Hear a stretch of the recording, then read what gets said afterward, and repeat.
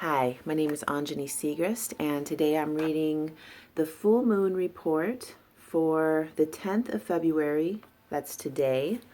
The exact time for San Diego, or Pacific Standard Time, is 4:32 p.m., so that's in a couple of hours from now. The sun and moon are in direct opposition to each other. Here's the moon at 22 degrees and 28 minutes of Leo. And straight across, we have the sun at 22 degrees and 28 minutes in the sign of Aquarius. So full moon points are times for like the big let go, the big release. This would be when we would harvest, at the new moon time, we're sowing the seeds, putting the seeds in the earth, setting the new intention for the cycle. And then by the full moon, it's, this big, it reminds me of giving birth in a way. It's, you completely let go, open up. And just like in birth, if you resist, it's painful. It's really painful. And right now, a lot of people are feeling this kind of like birth pain.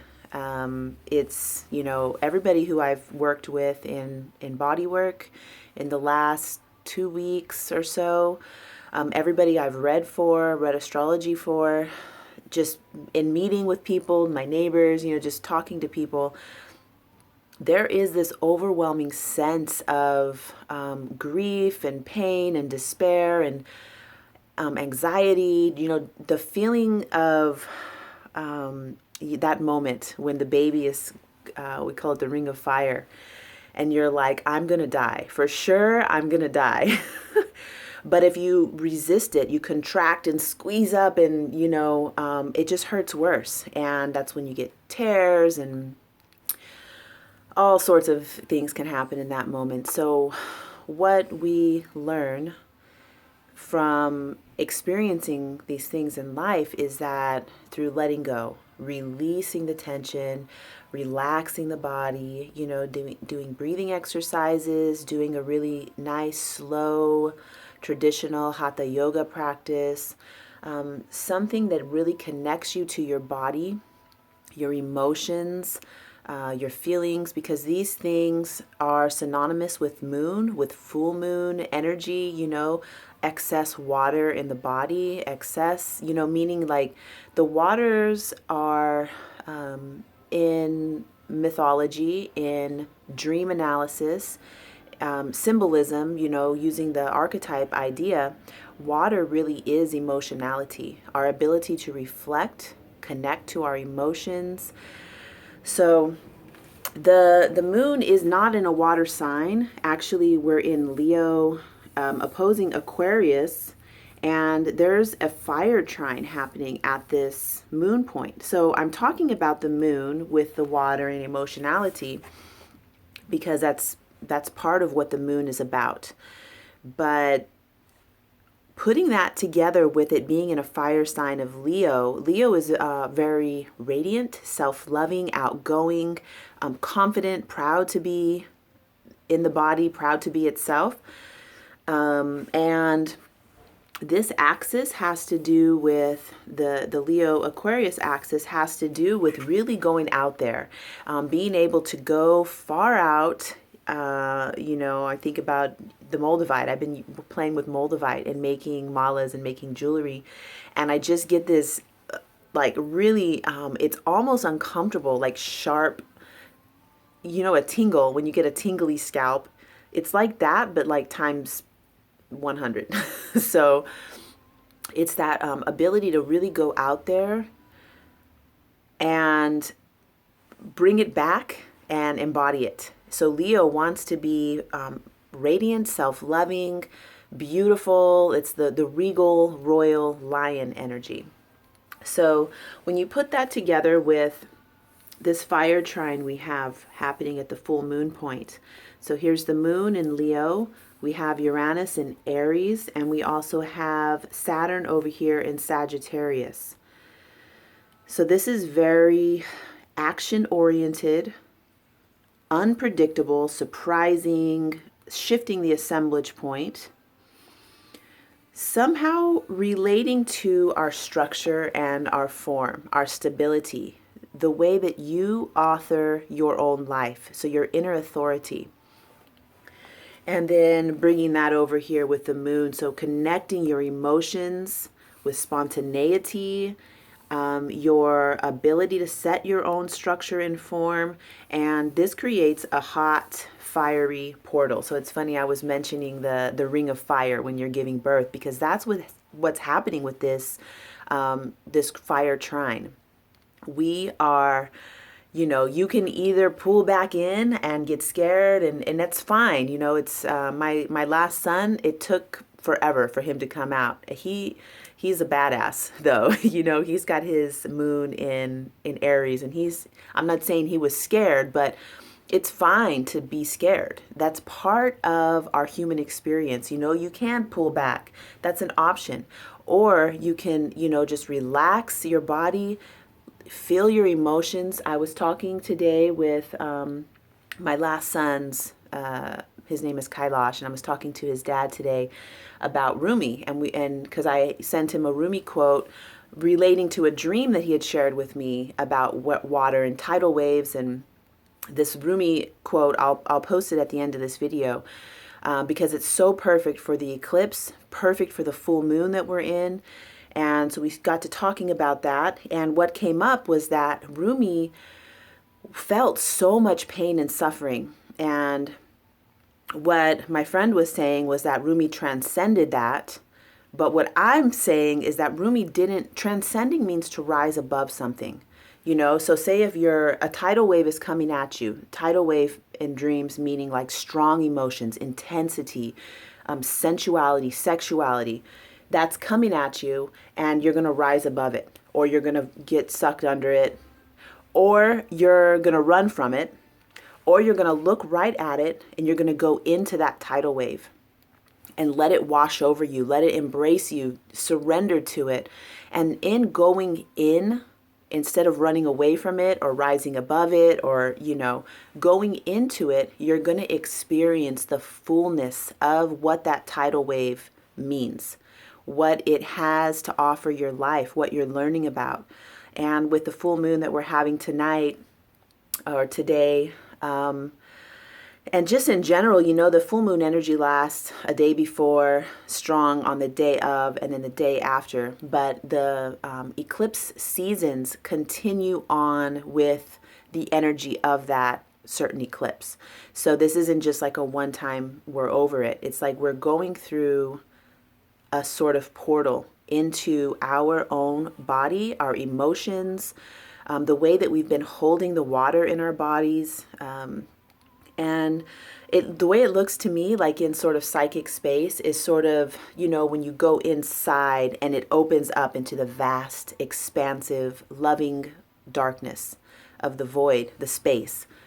You go in there and there's little debris coming. There's things coming at you, and, we're like dodging it. And like what I do though is I'm like, ooh, what's that? Oh yeah, I remember that. And then I'm like, okay. And I give thanks to it, just the way I got a new pair of running shoes. And every time I get new ones, I have a ceremony for my old shoes, because when I run, it's when I'm practicing my meditation. And it's the same thing when I'm in that space and those things come at me. I honor them and I give thanks to them and I release them. And we have this like very, it's like a sensual experience. Like we're coming together. I'm coming together with that, and we're able to part, and we can let it go and move on. And then, later in life, I might come again, like, oh, there's that thing again, but we don't hate each other. It's like a relationship. When you break up, you can come together. Come together one last. Sometimes people like to have sex when they break up, but come together one last time, bring it all to the table, and end it with love and compassion, and seeing that the other person is just another version of yourself. So as much as you can love yourself, you can love that person. And then, years later, you may see them and there's a feeling of like, oh, hey, I remember you. And you can, converse or whatever. And then they separate and there's no bad feelings. So it's like that with this sort of debris that's coming, that we're feeling it and noticing it. Take a minute to honor it. you know, if you're at work and you start to feel something, you take a moment, go to the bathroom. When I was in the Navy, I used to go sit in the bathroom and take a breath. It's not the best place to take a breath, but hey, you know, you do what you got to do. Just to have that moment to sort of reflect, sit with my feeling, you know, get back into my heart, back into wherever it is for you. To me, when I'm, you know, this is the space where I end up doing a lot of work. And I'm not saying that's the best thing to do. I have been working with getting a container on the outside of my body to do the work that I do. For everybody, it's going to be a little bit different. A lot of people say they feel it in their belly when they're, you know, centering themselves, getting grounded, connecting to the earth, connecting to the above. And usually there'll be some place in your body that is like your sanctuary, your psychic sanctuary, your resting place. So being able to have time to do that is the next thing I want to talk about, and something that came up I usually do a little tarot card set before I do these readings, and something to work with for this new moon, full moon. We have the North Node in the second house in the sign of Virgo. And what came up in my card reading when I asked, you know, what's an action that we can take right now? Right now, you know, when you finish this video, that's going to help you get into your body, to help you process what you're feeling, process your own water. And I pulled the Virgo card. So the North Node over here in Virgo, excuse me, there we go. North Node in Virgo in the second house. So what I was feeling from that when I highlighted that little number 2 was that the second house is similar to Taurus, to Venus energy, where we are able to really give ourselves pleasure. Hot bath, candles, incense, you know, whatever it is that is delightful to your human senses. Taking a little bit of time to, you know, rub a nice massage oil on your body. I'm getting a haircut today. I haven't had one since I cut my hair completely off last year. So I'm going to do that. It's really good to cut your hair on Leo full moons, because Leo full moon, in old witchcraft, an old traditional lore of the wise women, they say that cutting your hair on a full moon helps your hair to, you know, like a lion's mane, to grow it thick and strong. So there's all sorts of little fun things with astrology and the ways of the ancients. So doing that, and then doing it in a way that is structured, detailed. So don't just leave it to the wind. Like, oh, I'm going to do something self-loving. I'm going to do something to bring pleasure to my body. It's like, write it down, you know, right now. What would I really like? What would make me feel really good to be in my physical body? Write it down and do it. So the next thing I'll mention here is this beautiful, oh gosh, we have Venus and Mars in the sky. You can actually see them in the sky. So they're together in the sign of Aries, and it's square to Pluto. So this little conjunction is square to Pluto. And now that I'm thinking about it, I know I saw Venus. I don't remember seeing Mars. So it might be, you know, the brightness of it might be a little off, or it might not. It might be in the morning sky. I'm not exactly sure, but check it out tonight. It's easy to locate Venus because she's so bright. So those two are together in the sign of Aries, and Aries is actually one of the cards that I pulled. And what I was sensing from that is, either if you have a beloved partner or not, doesn't matter. Really, it's, you know, it's nice if you do, but it's a great time for connecting. And we have Valentine's Day coming up, so extra special. Aries is a sign of passion. It's a very protective, warrior, fierce type of energy. So something to keep in mind also, if you are in a partnership, there might be, you know, and I've noticed, I had a client yesterday who's so sweet, so gentle, loving, she was on fire. I love it. It was great. She was like, I'm a warrior, and I was like, yes, you are, girl. So, your partner, either male or female, might be a little bit more rambunctious, which hopefully will turn out good in your favor. So, something to keep in mind when it's square to Pluto, Venus and Mars together in a conjunction, square to Pluto, it brings an extra bout of intensity, of passion, could be showing you some of the shadow aspects of the warrior energy. You get to play with that how you want to. It is very intense, very fiery and passionate. I'm thinking of a lot of the things that have to do with the shadow aspects that we get from Pluto. So work with that in your own way. For myself, I imagine just bringing together those within myself, the feminine and masculine, and whatever your inner feminine and inner masculine are, giving it that flavor of Aries. So, thinking of the things that Aries represents, going and doing it, taking an action. Go ahead and say that thing that you've been wanting to say. That's what Aries is about. It might cause a little bit of friction, because that's what Aries does. But it's better than keeping it in and having that friction be inside of your body, causing you pain, neck pain, back pain.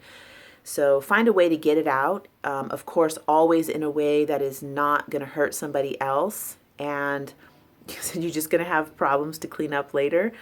So I wanted to also mention one more thing. We have Chiron over here in the sign of Pisces, going to be there till, I believe it's 2018 or the end of, the beginning. Yeah, I think it's the beginning of 2018.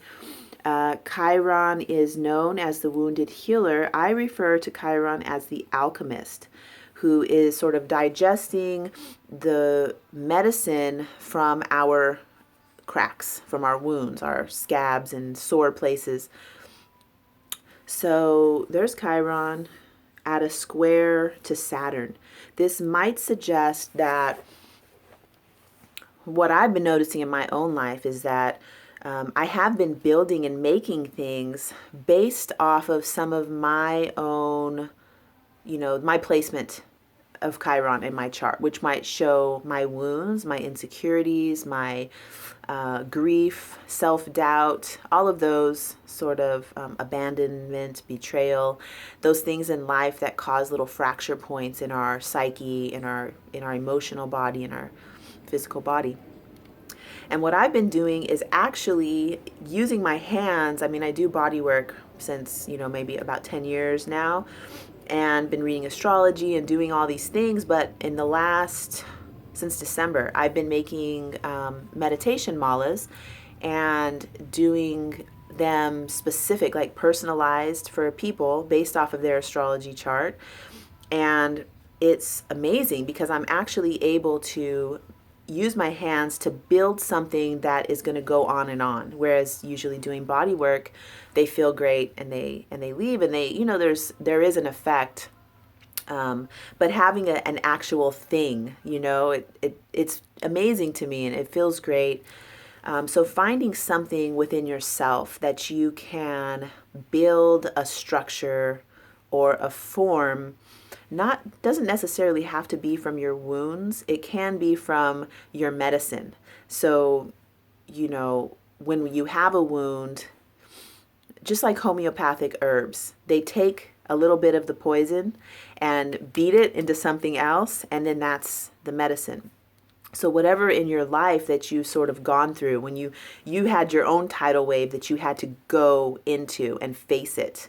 And when you come out the other side, if you come out, you have an amazing amount of medicine that nobody else can fully give the way that you can give it. So, whether you're writing a book, oh my gosh, I've read so many stories that have inspired me in my life that it's never going to be old or boring to have a book about your life and the things that you've gone through. There's lots of ways to make something, structure and form from your gifts. So I think I'll leave it there. Sorry I was talking so fast. I really wanted to get this stuff in and get this to you before, hopefully before 4:32. Thank you so much for watching this video. Oh my goodness, thank you. And blessings to you going into your own personal eclipse portal. Please leave a message, follow my YouTube channel. I would love to connect with you.